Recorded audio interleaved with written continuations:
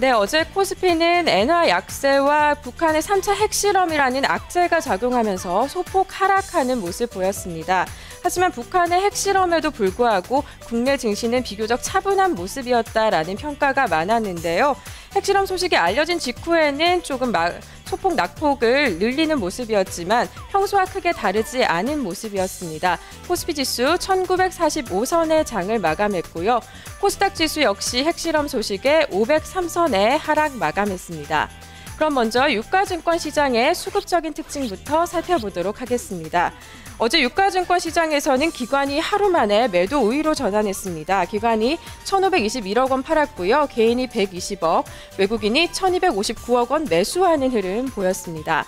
다음은 코스닥 시장에서의 수급적인 특징도 살펴보도록 하죠. 코스닥 시장 어제는 개인의 매도 물량이 많이 출하됐었습니다. 개인이 24억 원 매도했고요. 외국인이 6억 원 매도했고요. 기관은 34억 원 매수하는 흐름 볼 수 있었습니다. 이어서 선물 시장의 수급적인 특징도 살펴보도록 하겠습니다. 선물 3월물은 외국인 매도세가 뚜렷했습니다. 외국인이 3,688계약 매도했고요. 개인이 698계약, 기관이 3,050계약 매수하는 흐름 볼 수 있었습니다. 다음은 외국인과 기관의 공동 순매수 그리고 순매도 상위 종목부터 살펴보도록 하겠습니다. 먼저 외국인의 순매도 상위 종목부터 알아보시죠. 1위는 삼성전자가 차지했습니다. 네, 삼성전자는 어제 엔화 가치 하락으로 일본 IT 기업으로 쏠렸던 외국인의 매수세가 한국 IT 쪽으로 재차 유입될 수 있다는 분석에 소폭 상승하는 모습 보였습니다. 네, 그리고 자동차주도 상승 흐름 이어갔었는데요. 현대차가 2위, 현대모비스가 3위에 이름을 올렸습니다. 지난달 국내 완성차 판매량이 10만여 대를 기록하면서 전년 동기 대비 8%대 올랐다는 호재가 자동차주에 반영된 것으로 보이는데요. 4위는 NHN, 5위는 삼성전자 우대주가 차지했습니다. 다음은 기관의 순매수 상위 종목도 이어서 살펴보시죠. SK하이닉스가 기관의 순매수 2위에 이름을 올렸는데요. 잠시 후 특징적으로 살펴보시겠습니다. LG디스플레이와 LG전자도 나란히 3, 4위에 올랐는데요. LG디스플레이는 애플이 아이폰과 아이패드 출하량을 전년보다 27.9% 정도 증가할 것이라는 전망 나오면서 수혜가 기대되는 종목입니다. 어제도 소폭 상승하는 흐름 보였고요. LG전자도 부진의 주 요인이었던 스마트폰 판매가 궤도에 오르면서 영업이익이 상승했었죠. 역시 오름세 보였습니다. 이어서 삼성화재가 5위를 기록하는 모습이었습니다. 다음은 외국인과 기관의 순매도 상위 종목도 살펴보도록 하겠습니다. 외국인의 순매도 상위 종목입니다. 2위는 현대중공업이 차지했습니다. 현대중공업은 일부 해양설비 프로젝트 수주 가능성이 낮아진 데다 예상보다 부진했던 지난해 실적 때문에 8거래일 연속 약세를 보였는데요. 어제는 외국인이 7만여 주 매도하는 흐름 볼 수 있었습니다. 또 기관이 많이 샀던 LG디스플레이와 삼성화재는 3위, 4위를 기록했고요. 5위는 오리온이었습니다. 이어서 기관의 순매도 상위 종목도 살펴보시죠. 삼성전자가 1위에 이름을 올렸는데요. 외국인이 가장 많이 산 종목이기도 했습니다.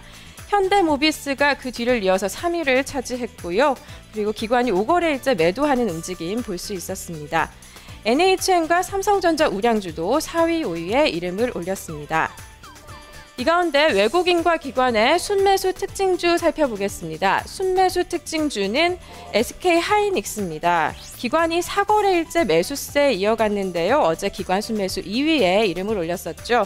외국인이 8천여 주, 기관이 78만여 주 사는 흐름 볼 수 있었습니다. 그럼 SK하이닉스의 주가 흐름부터 살펴보시겠습니다. SK하이닉스는 어제 1%대 오르면서 25,000원의 장을 마감했습니다. SK하이닉스는 지난해 4분기 영업이익이 흑자 전환을 했었는데요. 이에 하이투자증권은 올해 1분기 실적도 양호할 것이라고 전망했습니다.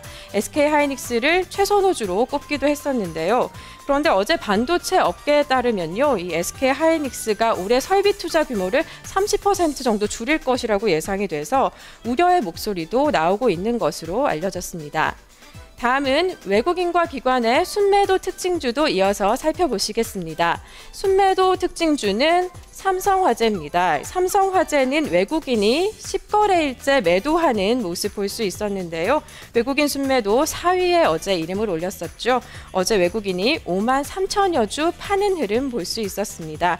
삼성화재의 일봉 차트도 함께 보시겠습니다. 삼성화재의 일봉 차트입니다. 삼성화재는 연일 하락하는 모습을 거의 보이고 있는데요. 소폭 상승하는 흐름 속에 하락세가 우세한 것으로 나타났습니다. 주가는 0.46% 내린 21만 6,500원에 거래를 마쳤었는데요. 삼성화재의 지난해 3분기 영업이익이 30.9% 증가한 1,195억 원을 차지했다고 밝혀졌습니다. 평년 대비해서는 부진한 모습이었는데요. 증권가는 삼성화재의 이런 실적 감소가 사업 비율이 증가했고 저금리 기조가 계속되면서 투자 영업이익이 감소했기 때문이다라고 봤는데요. 그럼에도 업계 최고 수준의 재무 건전성이 유지되고 있어서 긍정적으로 평가되면서 성장성이 기대된다라는 분석 내놨습니다. 지금까지 어제 마감한 국내 시장의 수급 특징 살펴봤습니다.